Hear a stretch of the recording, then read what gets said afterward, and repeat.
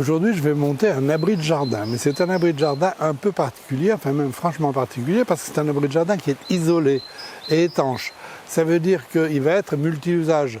On va pouvoir y ranger le matériel de jardin, bien évidemment. On va pouvoir y ranger des meubles de jardin, ce qui en général n'est pas le cas. On va pouvoir y mettre des plantes pendant l'hiver, voire même en faire un local piscine et pourquoi pas peut-être une pièce supplémentaire. L'abri va être constitué de panneaux sandwich isolants. Ces panneaux sandwich ils sont constitués de deux faces avec à l'intérieur 40 mm d'isolant, c'est du polyuréthane compressé. Il faut savoir que tous ces panneaux sont fabriqués dans le respect de l'environnement et qu'en plus ils sont 100% recyclables. Alors une information importante, c'est que cet abri de jardin il est fabriqué par une société française dans le Val-de-Loire, c'est la société Arcis qui est spécialisée depuis une vingtaine d'années dans ce genre de fabrication, sachant qu'on va avoir le choix entre 5 dimensions standards et que la société fabrique aussi des chenils et des garages. Attention, n'oubliez pas que pour installer un abri qui est fixé au sol, il vous faut nécessairement une déclaration préalable de travaux. Renseignez-vous auprès de la mairie. L'abri va être posé sur une base solide, bien évidemment. Cette base solide, c'est une dalle de béton, qu'on va réaliser avec 20 cm de plus en dimension, longueur et largeur, que l'abri. Bon, moi, elle est un peu plus grande parce que ça dépend un peu de la disposition du terrain qu'on avait. Alors, sachant que cette dalle, elle est fabriquée avec un béton dosé à 350 kg, béton classique, qu'elle est armée, bien évidemment, par un treillis, et qu'elle est éventuellement disposée sur une bâche étanche pour éviter la remontée d'humidité. Petite précision, la dalle va avoir une épaisseur d'au moins 10 cm, elle va être plane et horizontale. Avant de démarrer le chantier, petit conseil, regroupez tout ce dont vous avez besoin. La notice de montage bien évidemment, tous les outils, vous avez une liste complète des outils et du matériel, et tout ce qu'on a reçu avec le colis, c'est-à-dire la visserie, les mastiques, tout est prêt pour faire le montage. La première étape, c'est l'implantation au sol. Alors pour ça, on va déjà tracer une ligne droite en bordure de la dalle. Ça va être la façade. Avec un cordeau à pause. Cordeau bien tendu, je tape. Voilà, on a notre première ligne droite. Alors le plan d'implantation au sol que j'ai reçu avec l'abri me donne la longueur de la façade, 4 mètres. Je trace. Donc maintenant, il faut tracer une perpendiculaire à l'axe qu'on a tracé tout à l'heure. Et pour tracer cette perpendiculaire, quand on ne dispose pas d'une grande équerre, la théorie, c'est qu'on va utiliser le théorème de Pythagore. Alors le principe du théorème de Pythagore, c'est qu'on a un triangle rectangle et que la somme des carrés des deux côtés du triangle rectangle est égale à l'hypoténuse, au carré de l'hypoténuse. Ça veut dire que je vais tracer ici un axe à 2 mètres, là-bas un axe à 1,50 m, et j'aurai une hypoténuse de 2,50 m. Alors ici je trace 2 mètres, ici je trace 1,50 m, et à partir de là, on va avoir notre hypoténuse de 2,50 m. Et maintenant je trace l'hypoténuse, un arc de cercle à 2,50 m, et ce point, rejoint au point qui est là-bas, va me donner la perpendiculaire parfaite. Voilà, le cordeau à tracer, on a le deuxième axe de pose. L'abri que j'ai choisi mesure 280 cm de largeur, donc j'ai tracé. Et maintenant, on va tracer les 4 côtés de la même façon au cordeau à poudre. Alors pour vérifier l'équerrage, on va tout simplement mesurer les diagonales qui doivent être parfaitement égales. Et le plan d'implantation me donne 4883 mm, 4884, on va voir de l'autre côté. Et sur l'autre diagonale, j'ai aussi 4884, donc c'est parfait.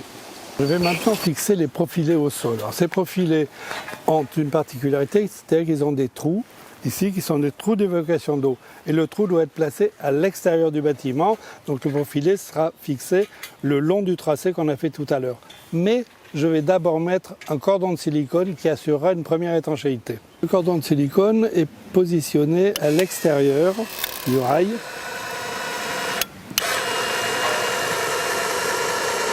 Alors, je veille à ce que le trou d'évacuation d'eau ne soit pas bouché par le silicone et je positionne le rail donc le long du tracé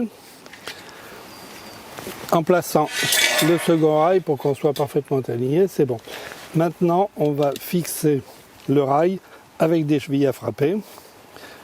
Je perce donc dans les trous qui ont été préparés avec un foret de 8, foret à béton bien évidemment.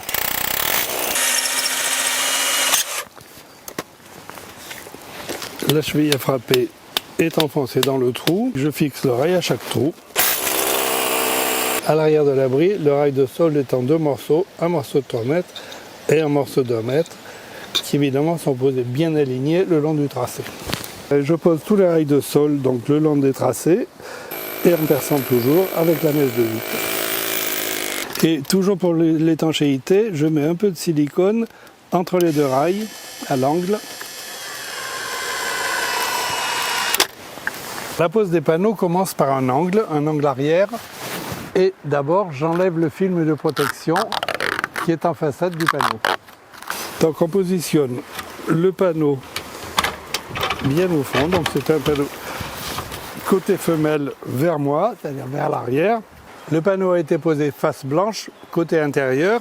J'emboîte le U de coin sur le panneau et je vais le fixer par des vis V1. Attention, lors de la mise en place des panneaux, à ne pas confondre le côté mâle et le côté femelle. Et maintenant, je visse le U sur le panneau par 5 vis réparties tout au long, avec les vis V1, qui sont des vis avec une tête Philips. Maintenant, on met le panneau parfaitement vertical, donc bien évidemment, vous avez vu qu'on travaille à 2. Quand le panneau est bien vertical, on ne bouge plus et je vais brider le bas. Je fixe en bas, donc je bride avec 2 vis V1. Je vais maintenant positionner le premier panneau de l'angle arrière, donc placé dans le rail, côté femelle de ce côté. Je l'aligne maintenant avec le panneau qui a déjà été posé.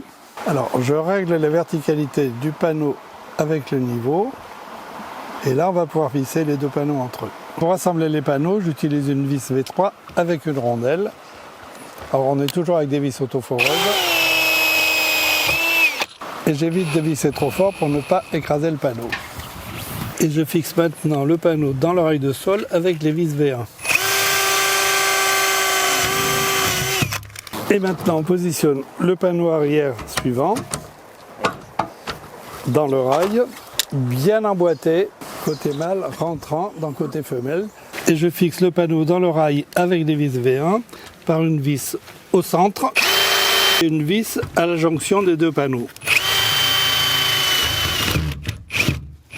Et on assemble tous les panneaux du pignon arrière de la même façon, bien emboîtés l'un dans l'autre et vissés au sol.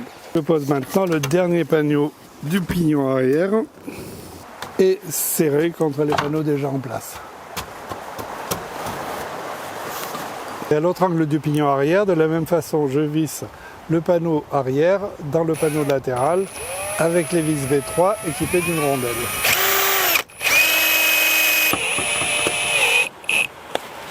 J'emboîte le U de coin sur le bout du panneau et je vais le visser avec les vis V1 par l'intérieur.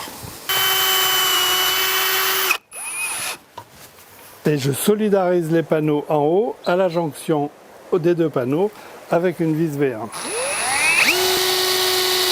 Maintenant je passe à la façade avant, je visse le premier panneau de la façade avant avec les vis V3 équipées de rondelles.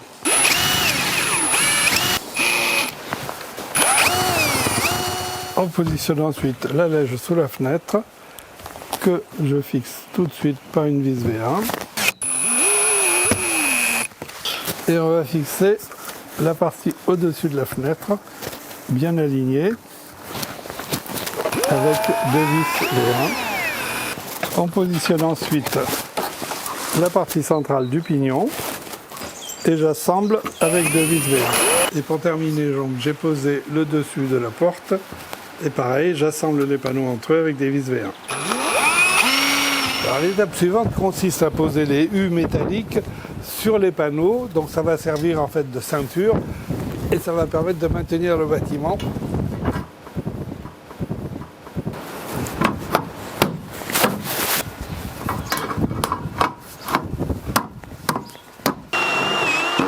Je fais ensuite glisser le U latéral pour qu'il soit en contact et je vais le visser de la même façon.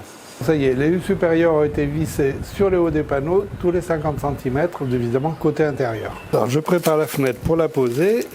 L'étape suivante, c'est la mise en place de la fenêtre par l'extérieur, donc positionnée dans son ouverture, et on va la fixer par l'intérieur.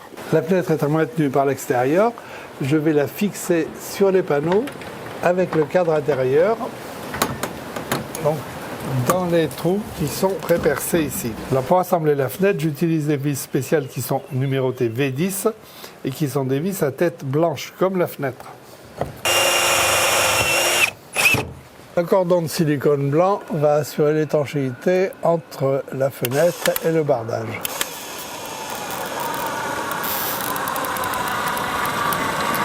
Étape suivante, la pose de la porte, et je commence par emboîter la traverse supérieure.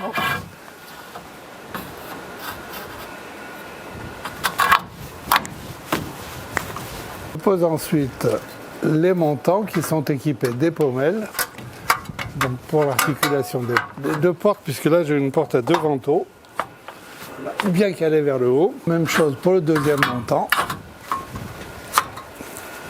Et avant de fixer, je vérifie au niveau que la traverse est bien horizontale. Là, c'est bon. Et j'utilise des vis spéciales V9 pour fixer les montants de la porte. Et je vérifie la verticalité des montants avant de les visser.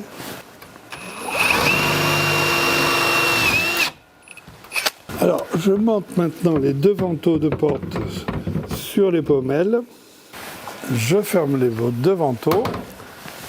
Et ça va me permettre de régler avec précision le cadre de porte, puisque là j'ai un petit décalage. Je cale les deux vantaux pour être parfaitement de niveau.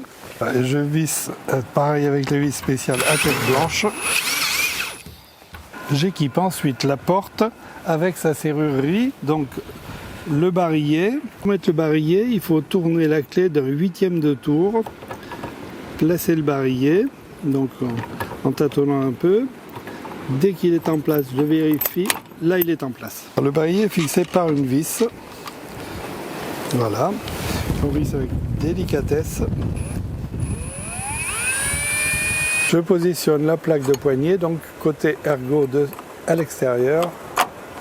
Voilà. La poignée. J'emboîte les deux poignées qui se clipsent et je visse les plaques entre elles. Je pose la gâche sur la deuxième partie de porte après avoir repéré son emplacement. Porte fermée, donc deux vis. Et je vérifie que la porte se ferme, y compris avec la clé.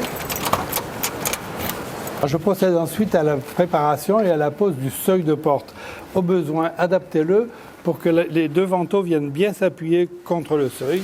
Donc là, je prépare une petite découpe à la meuleuse.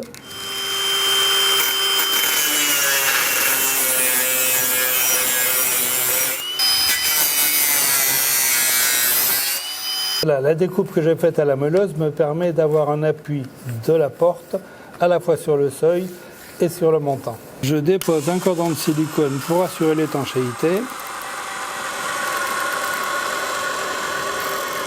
Je positionne le seuil en fonction de mes découpes.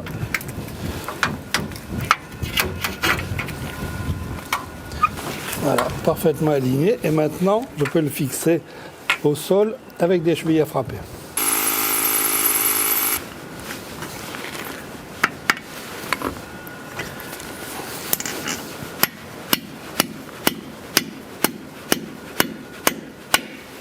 Le petit ventail est maintenant fermé par deux targettes, qu'on appelle aussi des verrous de sol. Je positionne la targette du haut pour la fermeture et je vérifie qu'on peut ouvrir. Et maintenant, je vais le fixer par 6 vis V2. Alors pour compenser le petit décalage qu'il y a entre cette partie et celle-là, j'ai positionné des rondelles sur les vis et je peux visser dans les trous qui ont été préparés.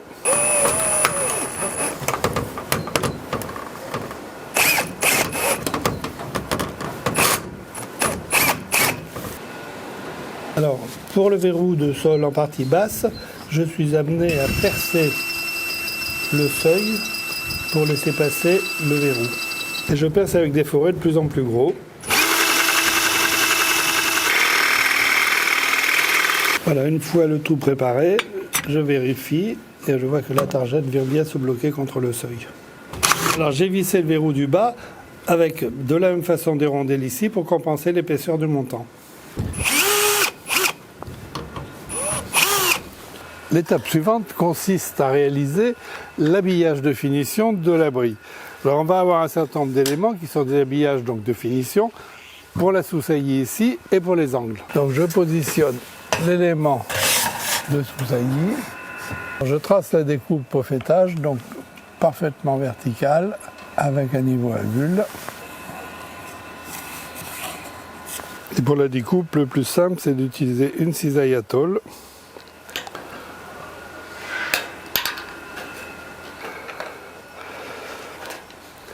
Je positionne le second élément, pareil, bien à la pointe, et il suffit de reposer celui qui a été coupé parfaitement en place. Et je fixe avec les vis V7 qui sont des vis décoratives.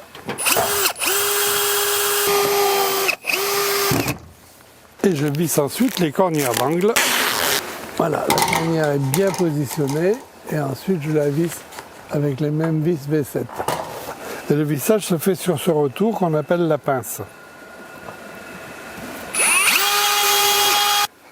Je termine en posant au-dessus de la porte un rejet d'eau, qu'on appelle aussi une goutte d'eau. Je positionne donc centré, un petit trait pour repérer avant de le fixer.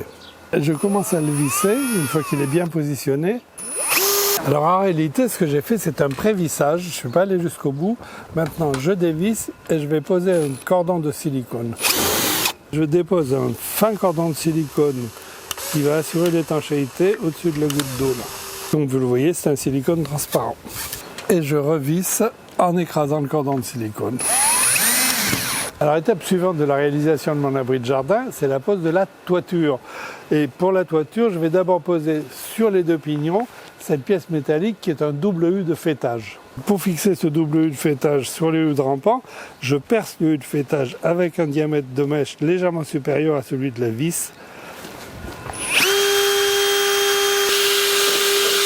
On positionne le double U sur le faîtage. Donc là, on est évidemment à deux, un de chaque côté, bien au bord, bien centré. Et je le positionne en gardant un écart d'1 centimètre. Pour fixer les panneaux de toit, j'utilise des vis qui sont longues, qui sont les vis V4 avec une rondelle et une petite rondelle en caoutchouc en EPDM. Voilà, je mets une seconde vis au milieu du U de rampant. On positionne le panneau de toiture suivant. Pareil, au centre, on appuie sur le double U et on emboîte les deux panneaux l'un dans l'autre, bien à fond. Je mets aussi une vis à la jonction des deux panneaux. Alors, je vais aussi fixer ce panneau de toit donc, qui est du côté avant, en son centre. Pour ça, j'utilise une règle pour aligner, sinon jamais je vais tomber sur les U. Et maintenant, on visse. Pour terminer la fixation des panneaux de toiture, je les fixe par l'intérieur sur le double U avec des vis V2, une au centre et ensuite une à la jonction. J'ai choisi une couverture en tuile métal, donc c'est 3 panneaux de chaque côté qui ressemblent à des tuiles, qui sont des panneaux métalliques. Donc je les positionne avec un recouvrement. Les 3 panneaux de tuiles sont alignés sur la sous-toiture. En partie haute, je mets une vis V8 dans chaque onde. Alors je mets des vis comme ça tout le tour.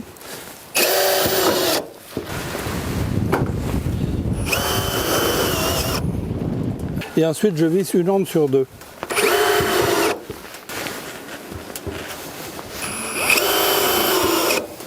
Alors pour le deuxième pan de toiture, je commence par poser la plaque sur l'avant du bâtiment et ensuite je positionne la deuxième avec le recouvrement. Et maintenant, j'injecte de la mousse polyuréthane expansive dans le U de faîtière. Alors je pose cette petite tôle là qui est pliée, qui va venir cacher l'ouverture qui est ici, et elle s'appelle la sous-faîtière, et je la maintiens par 2 vis. Étape suivante, les habillages de finition. Alors je positionne à l'avant cette pièce en U, qui s'appelle le rampant C. Je l'emboîte sur le bâtiment, je le positionne au plus haut pour venir tracer la découpe. Et là, avec le niveau pour avoir la verticale, je trace la découpe. Et je réalise la découpe à la cisaille à tôle. J'ai coupé le deuxième rampant. Là, je les aligne, bien positionnés, et je vais les fixer. 3 vis au-dessus et des vis en dessous tous les 50 cm.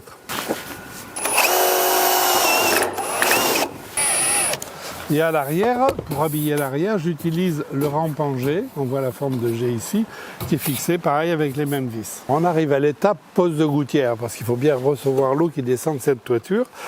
Pour ça, j'ai une gouttière en PVC et on commence par poser un premier crochet vers l'avant.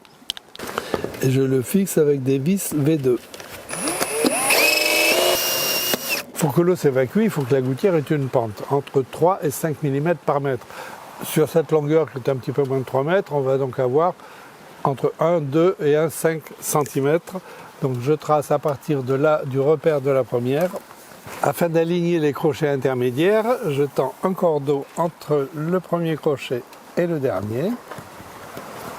Je fixe donc les crochets à espace régulier. Alors là, j'ai rassemblé au sol tous les éléments qui vont constituer la gouttière d'un côté. À gauche, on a la gouttière elle-même, ensuite la naissance et ensuite la descente. Alors les éléments de la gouttière sont assemblés avec de la colle PVC. Donc je dépose la colle ici sur la naissance.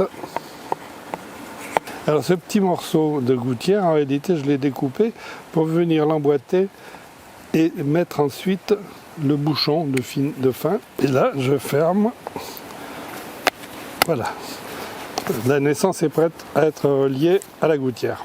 Maintenant, je colle la naissance à la gouttière et on va la présenter pour la découper en longueur. Alors, j'ai mis la gouttière en place et là, je trace pour la découper en longueur, compte tenu qu'il y a ici une fermeture. Donc, je vais découper avec une scie qui est une scie spéciale PVC, mais on pourrait le faire avec une scie à métaux. Et là, je positionne la descente, le tube, dessous pour rigidifier et faciliter la coupe. Alors, mon tracé de coupe, il est là.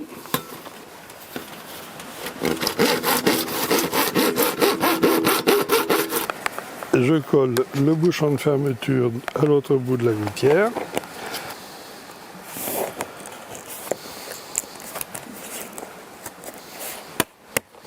Et maintenant, j'emboîte la gouttière dans les crochets. Donc on la fait glisser, elle se clip sur les crochets. Alors pour fixer la descente de gouttière, j'utilise un collier. Et ce collier va être fixé dans le bâtiment par une vis V4 sur laquelle j'ai enfilé des petites rondelles EPDM en caoutchouc pour compenser la distance entre la descente et le bâtiment.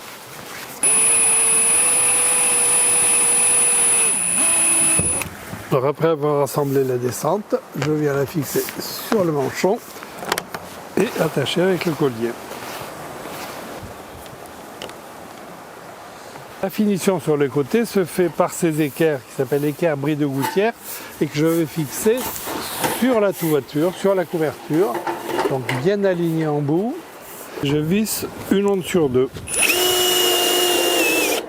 Les deux équerres de bris de gouttière ont été fixées et elles se chevauchent au centre pour correspondre exactement à la longueur du pan.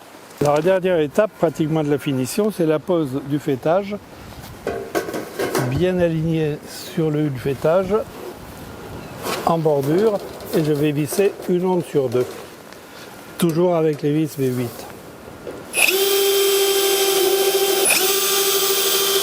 Et de la même façon, je pose le deuxième élément de faîtage. Pour avoir une ventilation à l'intérieur du bâtiment, je vais percer deux trous, qui sont des trous d'aération, un en haut ici et l'autre en diagonale en bas à l'intérieur du bâtiment. Et là, j'utilise une scie cloche qui peut attaquer le métal, évidemment. Le forêt ayant traversé, je vais réattaquer par l'intérieur pour finir le trou. Voilà, il reste à visser la grille avec 4 vis V1. De la même façon, je visse les grilles, donc 4 grilles, 2 à l'extérieur, 2 à l'intérieur. Et touche finale, la pose de l'écusson.